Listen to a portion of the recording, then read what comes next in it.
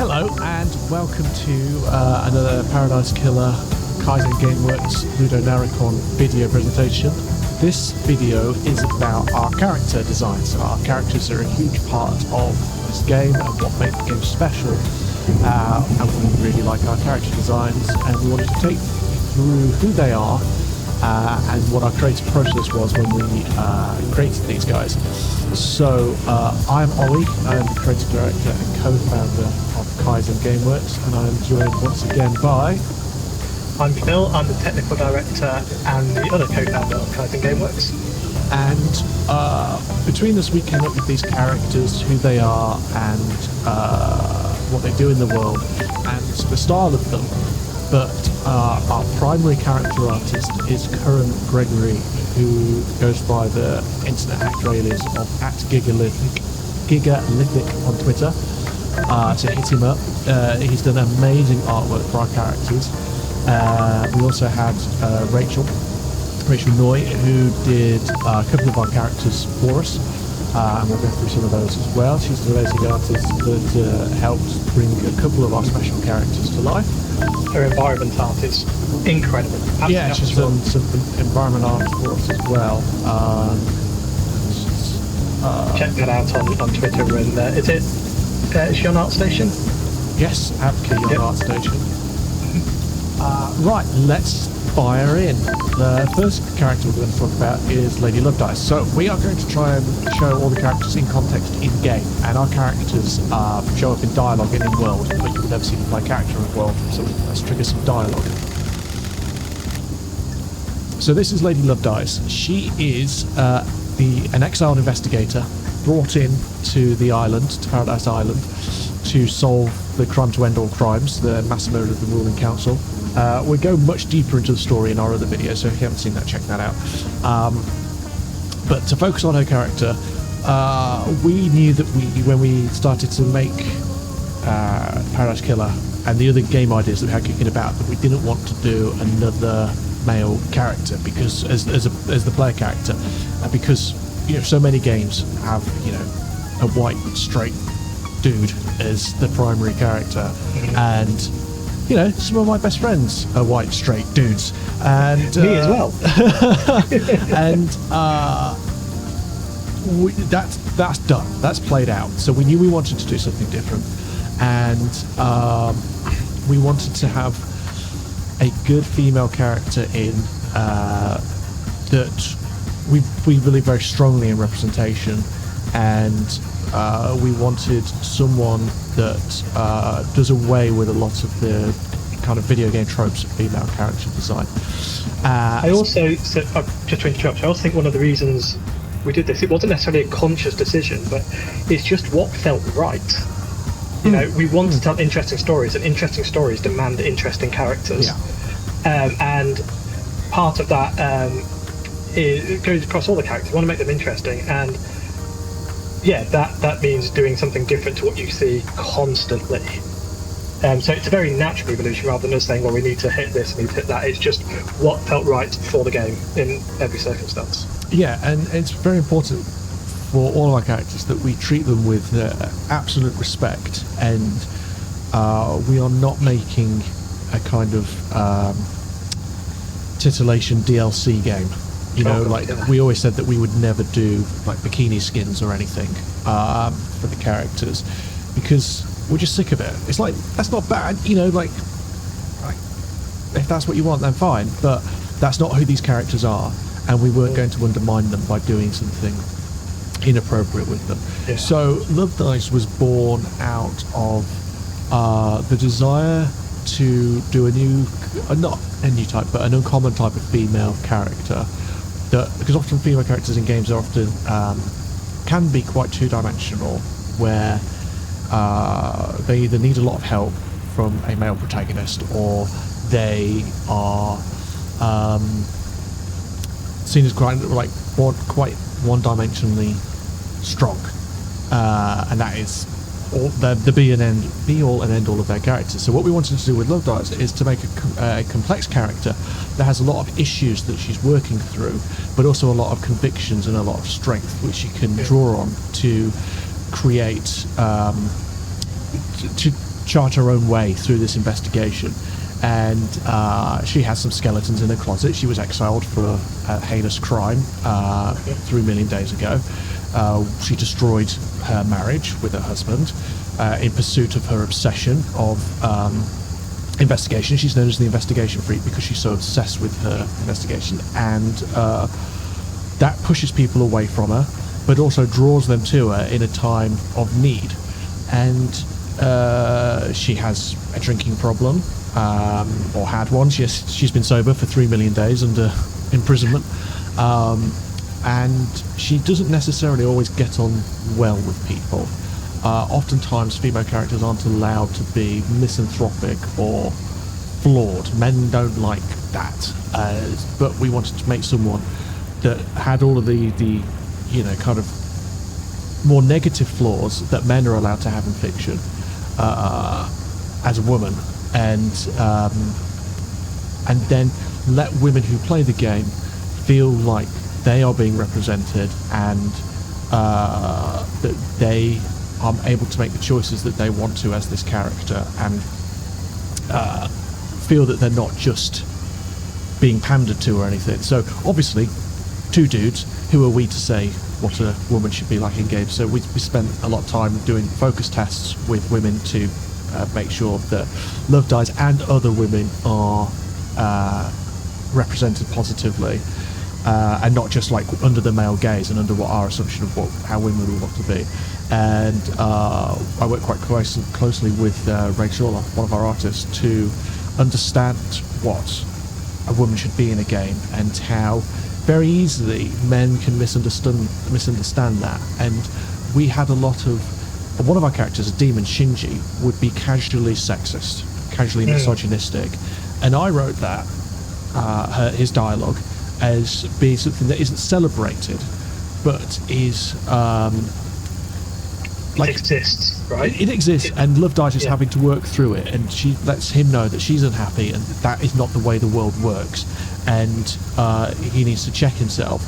But that came off as quite like heavy-handed, and it didn't really work. But also, it also took a while to evolve, didn't it? And it's knowing what we know, how it would play out if you went through these Shinji dialogues. You saw how it's not acceptable what he's doing, but when you first come to Shinji, it's not necessarily that clear, and it could be a negative experience very early on. Yeah, it was very off-putting, and it was like a slow burn to get through to the end of that arc. But what we found is that as a man, I was writing that with my eye on him being non-aspirational, and looking down on him and treating him with absolute contempt. But that's because in my day-to-day life I don't suffer that because I'm a man. But then the women that were playing our game are used to suffering that, and so they came to this game looking for escapism and fun and a nice experience, and then they were having to put up with heinous stuff that they have to put up with in life. And that wasn't at all appropriate. So a lot of that was backpedaled on because I wanted that. I looked down on that kind of stuff very, heavily, and I wanted that to be part of his thing, where he's cool and fun and anarchic in some ways, but then in other ways, he's horrible. He's a real piece of S, and I wanted to say, look, this is not good. This is not acceptable. But it didn't work out, and I think a female writer would have handled that a lot better and would have maybe managed to achieve that. But my perspective on life, I couldn't bring that out well enough, so we cut it. Yeah, it was the risk of being too much of a turn off too early without any form of redemption, and it undermined a lot of the other work as well. Like, even if we'd made this trying to make the experience as inclusive as possible, as soon as you come to something like that, if you come across it, it can undermine everything else you've heard about the game, everything else you've done, because it was so aggressive in its nature. And like I say, it did play out in a way we'd want to, but it was just too much too soon. And actually not that important. Like, Shinji is this little chaotic demon in many ways, and it doesn't have to be that way. That's not a battle you could fight. Yeah, definitely. And you have to pick your battles, and I realised that my skills as a writer weren't going to get us to where we needed to be with that, and so it wasn't appropriate to be in the game. But back onto the more positive aspects of developing Love Dies, we came to her, like, our game is very heavily influenced by like 80s and 90s fashion, and on different ends. Some of it is street fashion and some of it is kind of high fashion, and we wanted to take like business suits and then dial them up. So Love Dies is wearing a kind of what would have been once a blazer, now is a long flowing jacket, and instead of a blouse she's got this heart design top on and big flowing scarf and a lot of gold ornamentation, and the ring around her neck that she wears on a chain is from her marriage, which failed because of her past crimes, and so that was a cool little feature to add, so that we don't call that out explicitly in game, but when you put things together you might realise that's what it is. And the heart motif kind of carries on throughout the game as well. Like you play as Lady Love Dies, and so the hearts, sometimes quite subtle, but on like our interaction bar that pops up on screen, there's a heart in that, and your cursor is a heart, and we just want to tie it in. You are Lady Love Dies, and that's how it's a symbol of yourself. Yes, and we also wanted to, I wanted to have representation of different body shapes in the game, and often women in video games are often super slender and slim and athletic, and the quote-unquote idealized Western view of a woman's perfect body shape, and I'm not interested in that, and I'm not interested in having a character that has to abide by that. So Lady Love Dies is plus size, and that was quite important to me to get into the game, to have these different body sizes and different representations of different types of people. Also not to comment on it either. Like the island we've created, it's an island with this kind of power corruption, but it's a very diverse and accepting island as well, right? You are who you are, and nobody questions that on the island. Yes. And basically they question your personality, or they'll, are you a good person or a bad person? But who and what you are is just who and what you are, and that's like this weird harmony in a crazy island that I really like. Yeah, I think that was quite important by us having a fantasy world, that we can create a quote-unquote utopia society where people have moved past some of the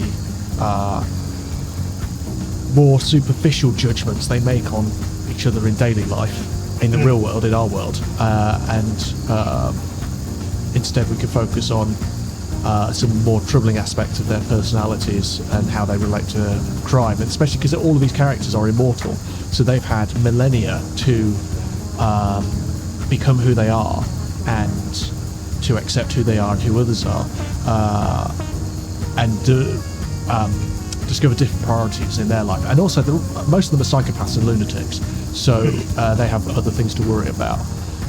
They're also all quite intelligent as well, and so they focus themselves on their pursuits, on their passions, on their jobs, whatever it happens to be. And so it's so many things, visual appearance is meaningless to them. You are who you are, and that's fine. So I'm really happy with Love Dies. Her personality is kind of world weary and a little bit cynical, but not insufferably so, because I find like cynicism just so tiring and boring. But it's easy sometimes as well. But she is an investigator that's seen a lot of things. This isn't her first rodeo. These aren't her first suspect. So she hasn't got time for some of their evasiveness. And so she can be a little bit sarcastic, but she's also very genuine. But also you have a lot of dialogue choices. You choose how to respond to people and how you will speak to them. So you get to make those choices about, like, do you want to undermine some of what the syndicate stands for, or do you want to support it? Do you want to put the pressure on your oldest friend to get her to confess to something, or do you want to be friendly to her? and then allow those relationships that you build to influence who you think did the crime and who you want to prosecute for it. Cool. So we spent a bit of time on Love Dive, which should probably quit, but in that screen there was the second character, which is Starlight, which, you know, not a different character in a different way. Starlight is your laptop assistant, plays a constant role in your investigations, and it's someone that travels with you from the start, and has a bit of a personality that comes through. Yes. There was some discussion early on about what we did with Starlight, whether it was like a funny avatar character that provided you with lots of hints and witty retorts and stuff, but what we really wanted to do was make this feel like it's Love Dies out by herself on an island, and she is making the discoveries, and rather than being told what these things mean by a computer, the computer provides the information and helps track the evidence, but it is not, you know, a funny little narrator, because then you also run into the fear in the player's mind that we're trying to trick them with an unreliable narrator, you know, which we're trying to pull something on them, and it turns out that you were actually secretly being controlled by Starlight, and I'm not interested in doing that, and I don't think it's fair on the player, and I don't think it's what this game is.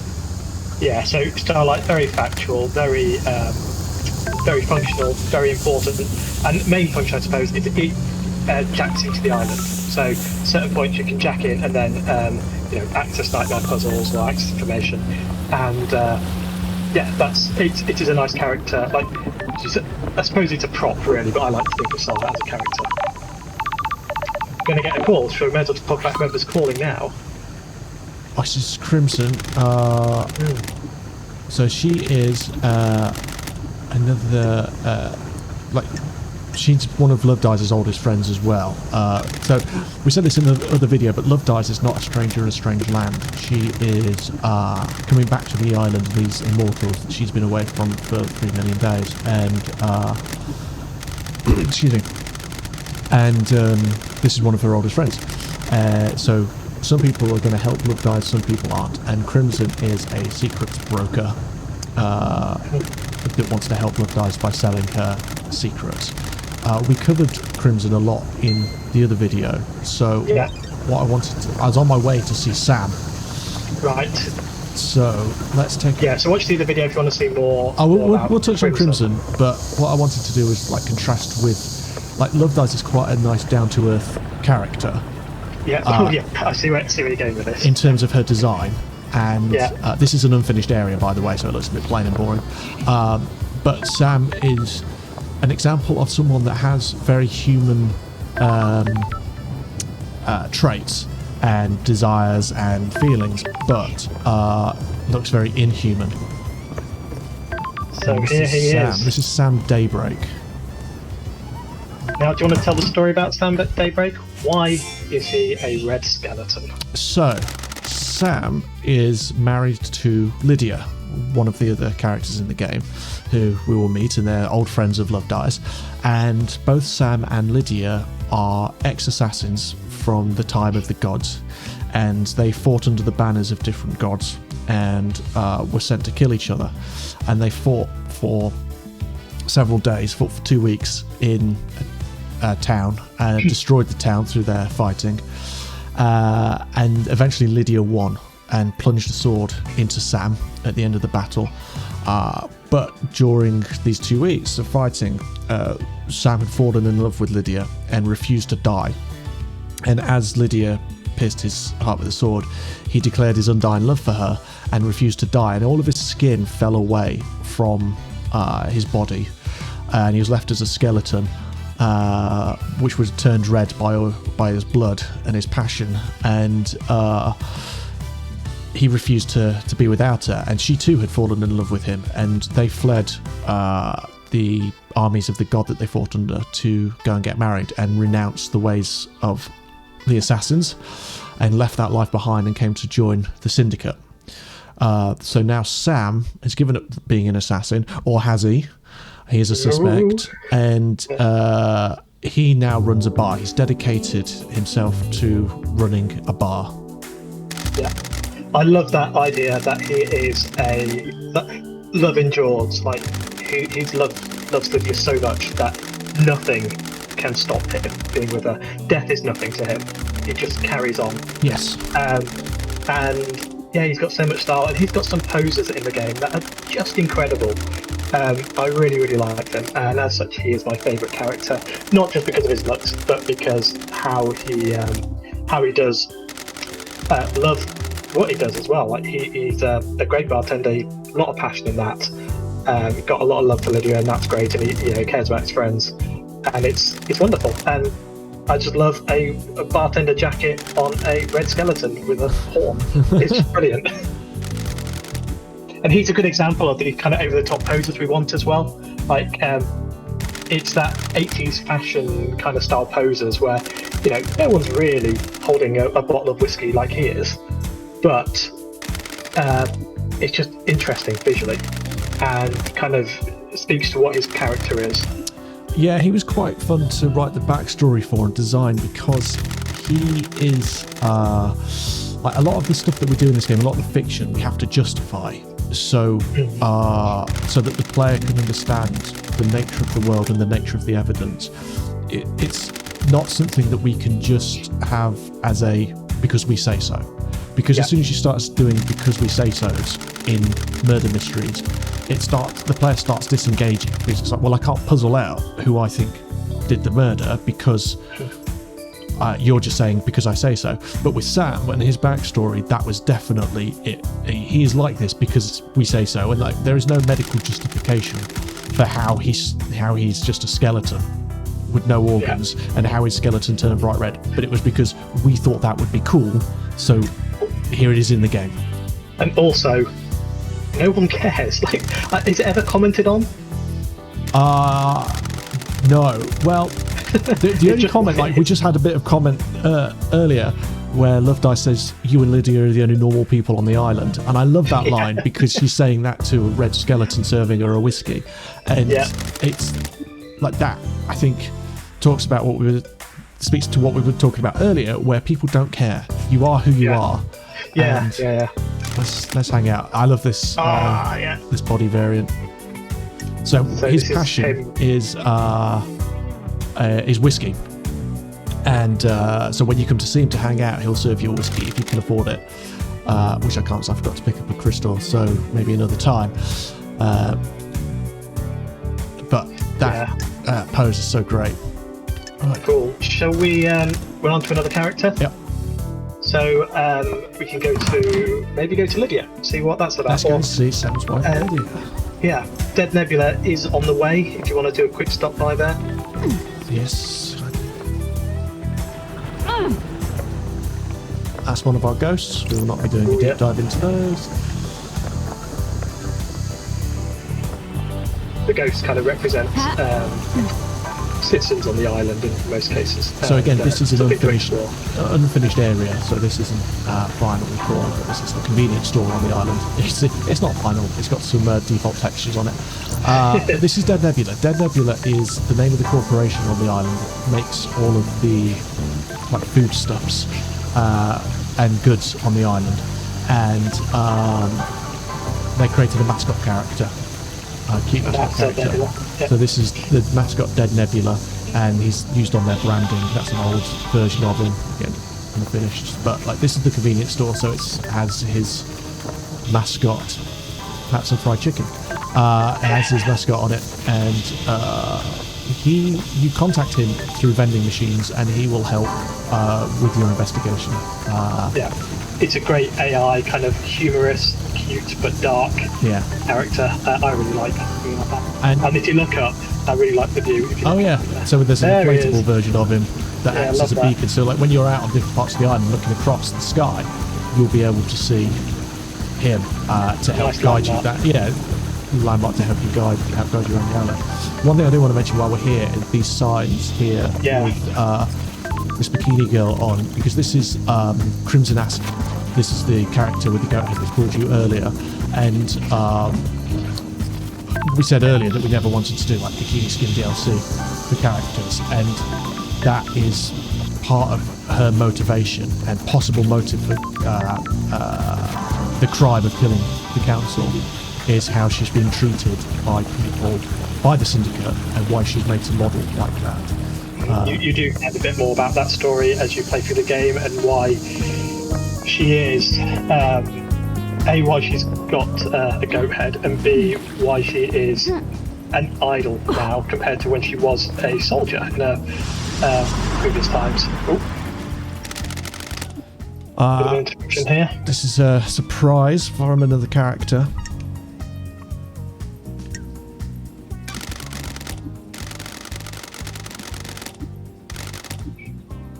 So when you start the game, there will be a number of suspects unlocked that you'll be placing evidence against, but then further suspects unlock as you play through the game, and this is one of them.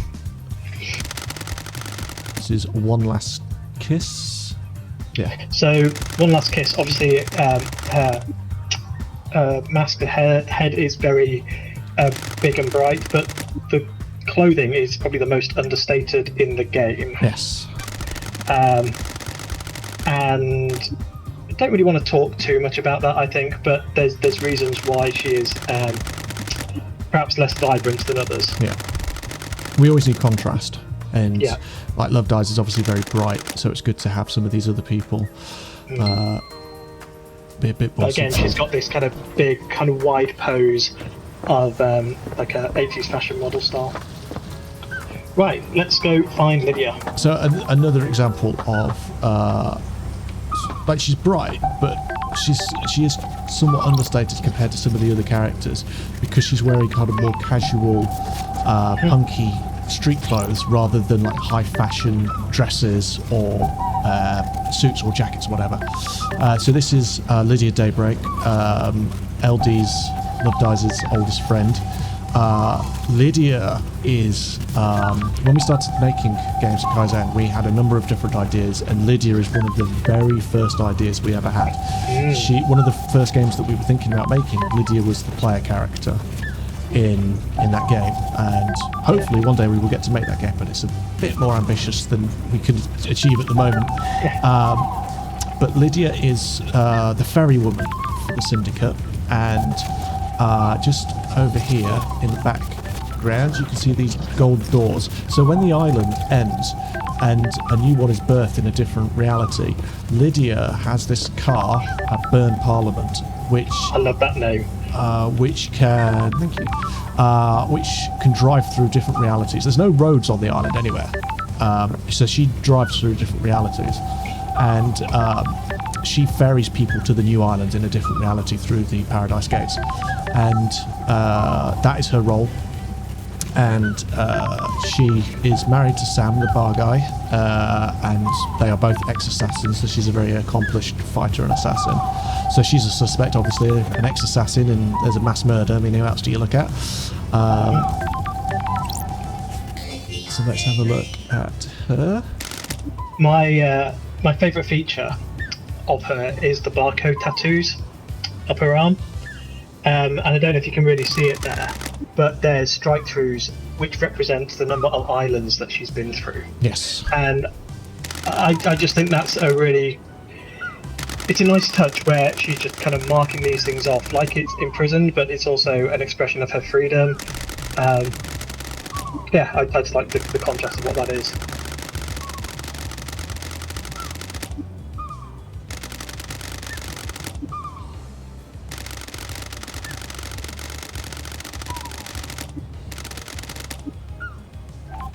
And she always refers to people as a nickname. She's really casual, isn't she? Yeah, she does it to annoy some people. Like one of our other characters, Akiko, she's the general of the island's army, and she's very self-serious and very proud. And Lydia refers to her as Akiko-chan because Akiko is part Japanese, and she does that because it knows it gets under her skin. But both Lydia and Sam refer to Love Dies as LD because they're very casual, and they go back a long time. So we're getting into. So we're inside Lydia's car now, inside Burn Parliament, and is she taking you to Paradise Gate, or are you hanging out? This is just a hangout. So this is a good example of some of the stuff that we get into with the hangouts, where when you speak to characters about case files and the crime, it's all very focused on the crime and what happened. Whereas with the Hangouts, we get this opportunity to explore a bit more into people's backstory and views. When they still kind of relate to the crime, because obviously Lydia is an assassin, and LD is now asking Lydia about her past, which kind of relates to the crime, but you'll never get any evidence out of Hangouts. We made that distinction. Like, Hangouts are a safe space to just chat and hang out. Yeah. And I like having this opportunity to dig into these characters' histories with Love Dies, and like these two used to hang out and go for drives, and kind of be nostalgic about the life they used to lead before things got so messed up. And Lydia also serves the role, her official role is ferrywoman on the island. And so she can help you travel around the island as well as you play through the game. Yes.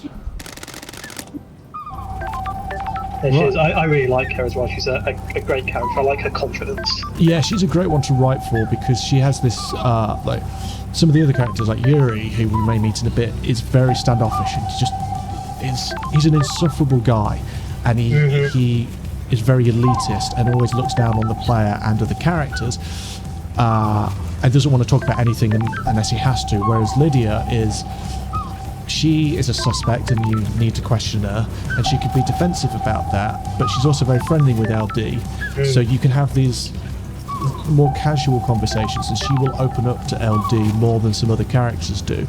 So we always have to think about how do we give people different information about different characters and different types of leads and investigations that we could do.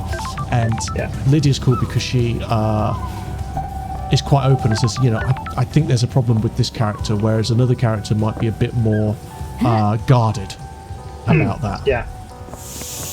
Who should we go to next? We are not far away from Akiko and Henry.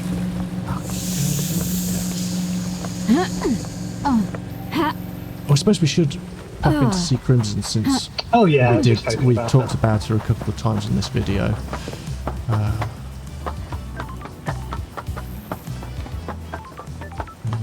So we're not going to go through all the characters in the game in this video. Like we're just taking a few in order and see how far we get. And obviously we don't want to spoil everything for you, so there will be some surprises when you play. So this is Crimson Acid. She's the one that phoned us earlier, and we've seen on posters around the island. And she has an interesting history and possible motive, because she she was known as the glamour of the battlefield, because she was an excellent soldier, and she got this goat head from defending a temple on another island from a hellish demon monstrosity, and she became the syndicate decided that because she was blessed as like a religious saint, almost in the same way that we often have a lot of Christian saints, that she would become an idol for people on the island to look up to. And there's an example, like if you work hard and worship, you can be blessed like Crimson, which means that she was removed from her role of being a soldier and forced to be an idol to promote the gods and the syndicate, and she's not very happy about that at all. She says that that's, being an idol is fine, but it's not what she wants, and so she's kind of forced to comply. Yeah, but she's doing her own. She being an anarchic as she can be. Yes, so she now runs a secret little sewer emporium where she sells secrets. She's like an information gatherer and a secret broker, and she will sell you information if you've got currency for it. And she's quite helpful.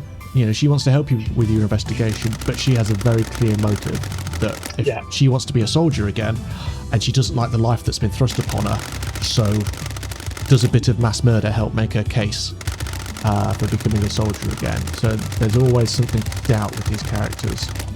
Yeah, I mean, you know, she's forced into situations like you can win a competition to go on a date with her. You know, if you're a citizen of the island, you could do that, and those things just don't really sit well with her at all.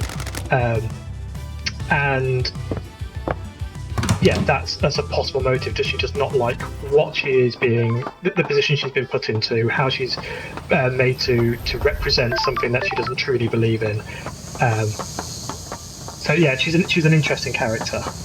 And in terms of her character design, because obviously she's quite sexualized, and that isn't something that we normally do with these characters, but that was to try and communicate like that life that she has that she doesn't particularly want, but also with the goat head is to turn that on its head. Like on this island, the goat head is such a sign of beauty and blessing that it's very aspirational, but that conflicts with what we would call a traditional sense of our beauty standards. Yeah. Like to us, something just pinged on my computer, some kind of notification. Oh, hang on. I don't want to. It's not out of the hard drive space. It's something. It's still recording. So in much the same way that the nurses in Silent Hill deal with kind of like some psychosexual themes of like being very having very sexualized bodies, but then having very warped and mutated and horrifying faces. I want to do something similar with Crimson, where we offer a different view of beauty. Like this different culture has a different view of what beauty is, and try and make people question that and have some thought about it, and just do something a bit different. This is Akiko, the Grand Marshal of the Marshals, the God Justice Marshals that are the kind of police and military force on the island. And Akiko has an interesting history with us because another game that we were thinking about making was a top-down shooter, and Akiko was originally born as a character in that. And all these previous game designs that we started thinking about that eventually became Paradise Killer all focused around these Paradise Island worlds, and so it's kind of like a big, like nothing got left behind from these other ideas. These characters came with us. Akiko is part Japanese and part Romanian, and primarily Romanian in terms of her upbringing. So she swears in Romanian.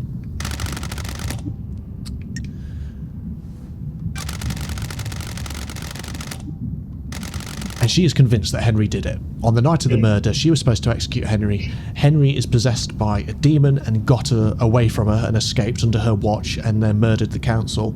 And she found Henry outside the council building with the murder weapon and a belly full of blood. So she is convinced that Henry did it. And she hasn't got time for any of Lovedeyes' investigation. She just wants Lovedeyes to get on with this and get Henry executed so they can move on to the next island. She sees Lovedeyes as meddling in the course of justice, almost. Like, this has been decided, why are you wasting my time? We need to carry on. So she's explaining the backstory of Henry. Like 10 years ago, Henry illegally communicated with the gods and became possessed by a demon and caused the demonic corruption to come to this island. So he's been incarcerated in this special prison cell for the last 10 years. And she is convinced that he did it, and she's a soldier through and through. She is very honourable. She is very serious about the life of a soldier, what it means to be a soldier. So there's a contrast here between the life that she's been forced to lead as a soldier and what that means in terms of her personal freedoms, and the life that Lovedeyes has been able to lead as not a soldier and having more personal freedoms. And Akiko, she leads the God Justice Marshals, and they're all extremely loyal to her. Like, they look up to her, and Akiko she takes her job extremely seriously, and the marshals have a lot of respect for how she represents them and how they work together to make sure justice is executed on this island.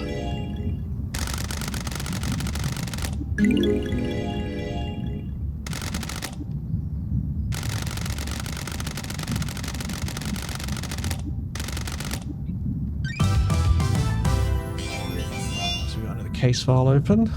How did Henry We'll speak escape? to Henry in a moment. Right, this is the case file flow, which we went through in the other video, so let's just...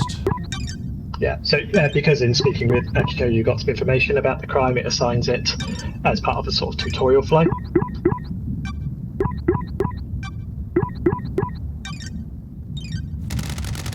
Right, this is just a monologue from Love Dice, so let's button through this so we can get on.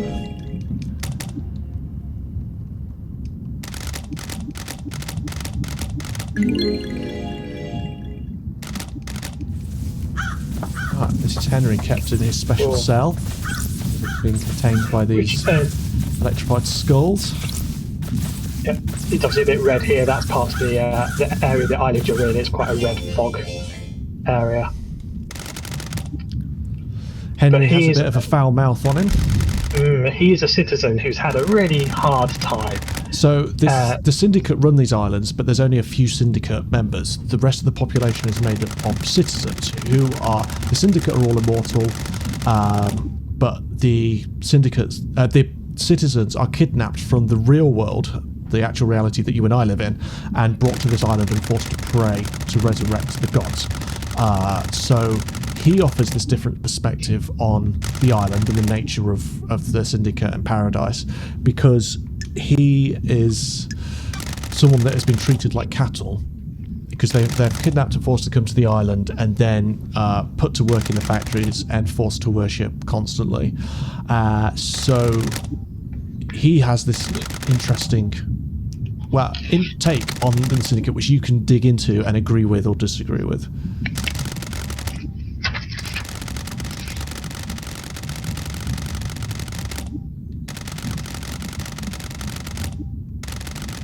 And he's grown up without a father, and that's an interesting part of this mystery, because this is a very controlled island, so everyone should know who is related to who. So how did Henry slip through the cracks in the system?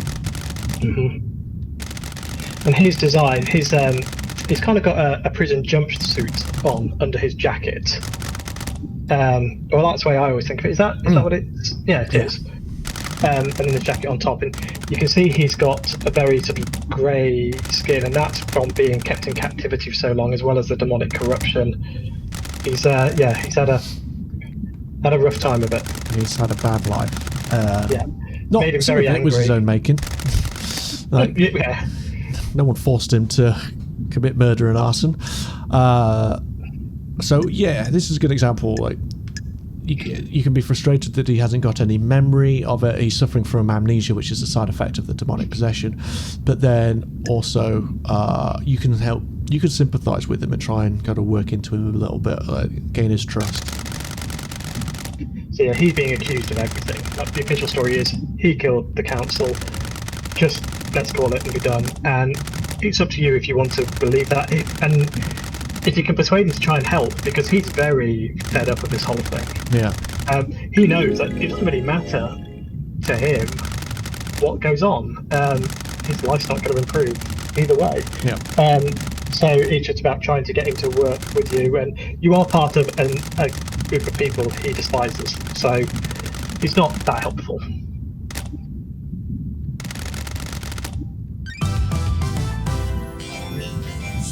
Cool. There's a case file opened up from that. Yeah, how did Henry become possessed? What happened 10 years ago? Right, let's go see someone else. So we've got, I suppose, juries on the way round to the HQ. Yep, we can go see Yuri, because I love his character design, but I hate the way he speaks to people.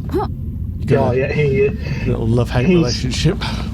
He is someone I don't particularly enjoy talking to, but I do enjoy his presence on the island, if that makes sense. Yeah, you need to have those people that are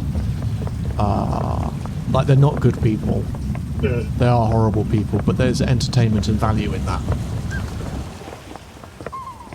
But we've, I'd say if we do another couple of characters, Yeah.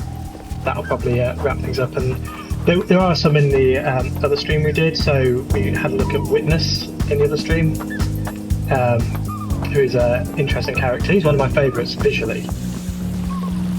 Yes, he draws on, like, a lot of the inspiration for Witness, which we didn't touch on in that video, was kind of ancient Sumerian priests, and because we deal a lot with, like, in the backstory for this, like a lot of ancient civilizations, and so he was very definitely influenced by a mixture of ancient Sumerian priest robes and accessories, but also some Turkish traditional fashion.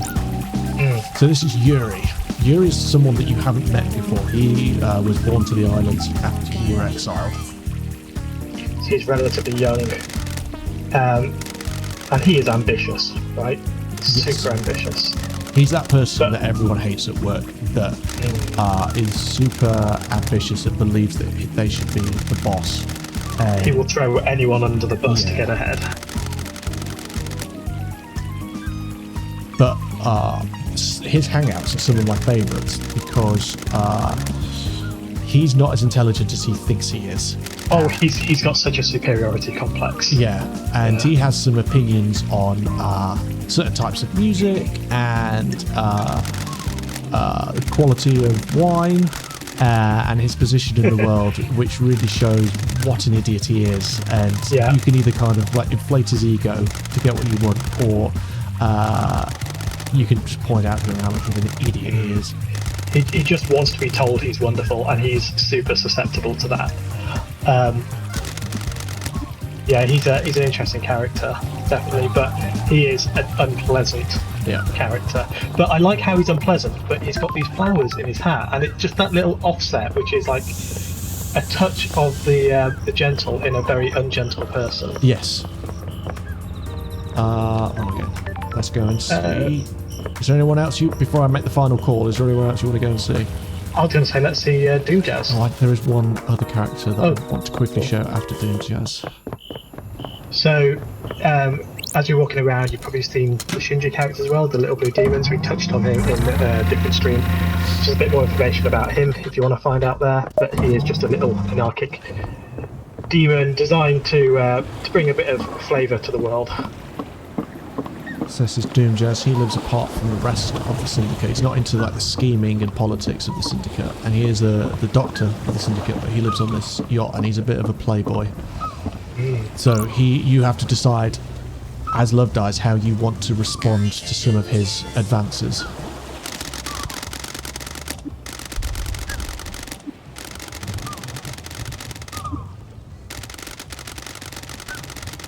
So Doom Jazz, again, he's a very confident, I was going to say professional, and he's a very unprofessional doctor. He's a good doctor, but he does not interact with you in a professional way.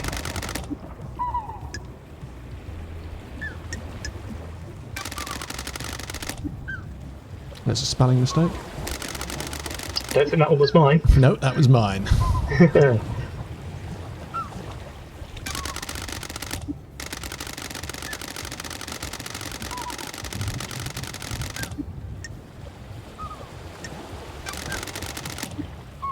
So you're trying to shut him down at this point. Yeah. Yeah. Again, this hints back to relationships prior to the start of the game, before you were exiled, before Lady Blood Dive was exiled. And it's up to you how you want to respond.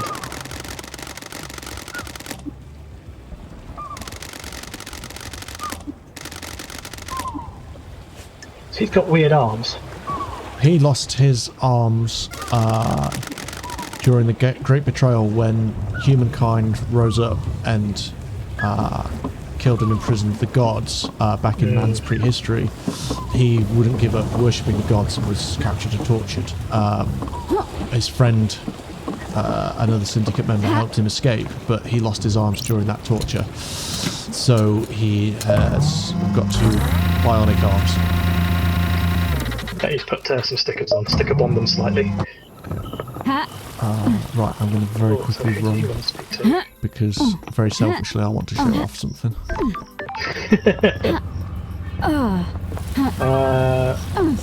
Okay. Oh, you're not going where I thought you were going to go. So what's cool about no one telling us what to do is that we get to put something of ourselves in this game. Like, this game is very definitely a product of us two as people and what we value and things that we like in life. And when you work in companies, you often, especially on AAA stuff, you don't get to do that. It's the boss tells you how it's going to be, and you don't get much say in the matter. And publishers are often very freaked out by someone trying to put some of their personality into the game, because personality is a good way of ruining mass market appeal. Yeah, it can be too aggressive or misunderstood or anything. Oh, of course, of course. So this is very selfishly. This is Bear-chan. This is my dog Bear. She's a Shiba Inu. This is drawn by my partner Rachel, and unfortunately, I haven't put her quest in yet. Oh, weird.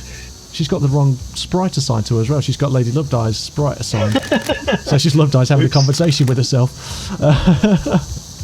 But that's one of the examples of, like, well, we can do this because no one's going to tell us not to. Yeah. And as long as it's not egregious and makes sense, like, we can put our life into this game and show off, what we want to do. It's really important. Like, we work extremely hard making this, and you need to make it personal. And personal is what we've always liked. Like, when we were younger, we were in a band together.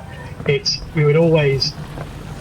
It was a punk band, and obviously we were not exactly the most punk people in the world, but it was always important to represent what we believed in, and carve our own little path somehow. And that's what we're doing in the game as well. We're trying to not be edgy for the sake of it, but just represent what we like. The whole game is that. The whole game represents our belief in story interaction, the characters are an extension of that. And I always think it's really arrogant that people believe that you should always make games for other people. Like, because how do I know what other people want and like? I certainly don't. Yeah, I know what I like. Yeah, I think it's ridiculous to expect game makers to make something for other people.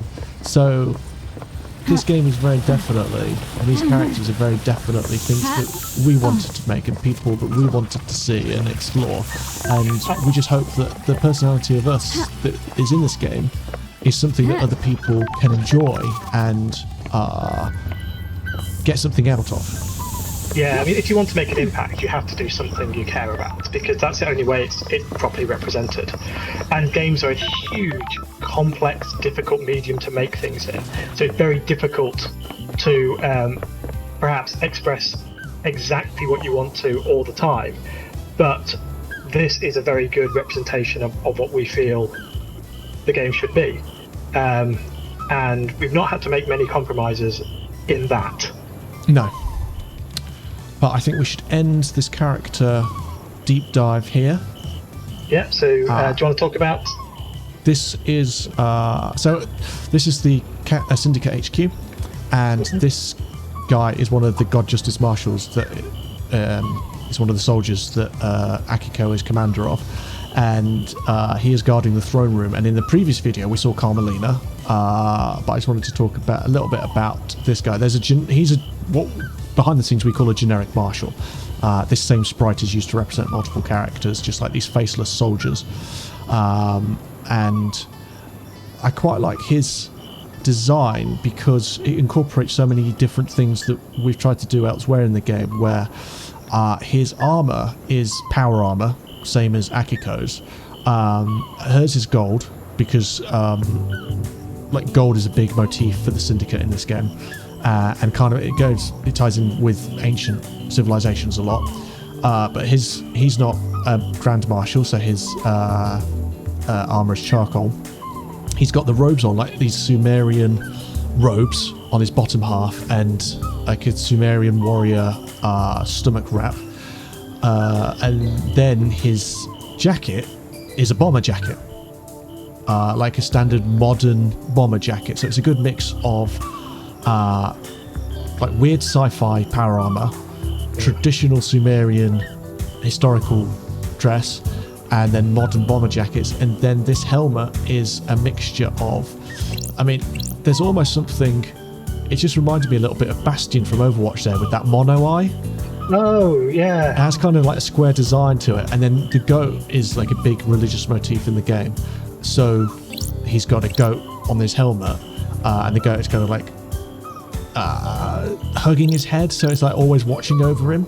And then he's got a kind of a chainmail, slightly boxy helmet with mono eye, and then a Sumerian blade as well, rather than like an assault rifle. These soldiers carry blades.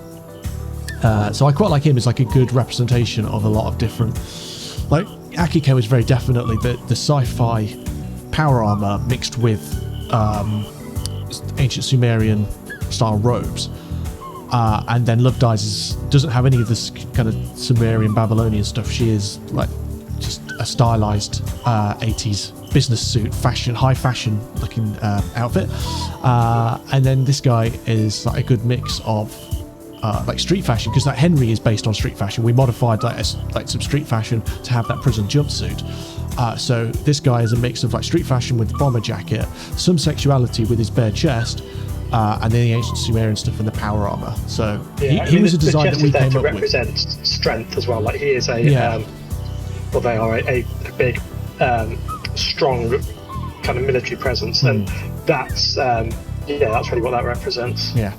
He was a design that we came up with very late. We knew we needed him, and we just had a placeholder in for months. So it was interesting to contrast him with, he was like one of the last ones we did, and then Love Dice was the first one we designed. So it's interesting, like, to compare and contrast the first and the last. Right. Let's call it there on the character stream. There are more. You can check out these in person of the demo, which you can download during LudoNarraCon. Yes, please check out the demo. Please check out the other videos that we are doing / have done. The previous demo is a gameplay presentation and explanation that goes into some of the other characters, along with all the systems and world design. So please check that out. Please check out and download the demo, as Phil says. It will be up for the duration of LudoNarraCon. Please check out all the other games that are being presented and demoed as part of LudoNarraCon. It's been an absolute pleasure to be part of this. And after 2 and a bit years of working on this, we were finally very happy to show off in depth what this game is. Yeah, it's only ever been shown very briefly at one show before, so it's great to get it out there. And it really is great to show off some of these characters. Like, they are such a core part, and people love them. So it's nice to be able to lift the veil a little bit. Excellent. Well, if you want to know more, you can follow us on Twitter. We've got the Discord channel with Fellow Traveller. So yeah, find us wherever you want and hit us up, ask questions if you've got any. Thank you very much. Thank you. See you in the next one.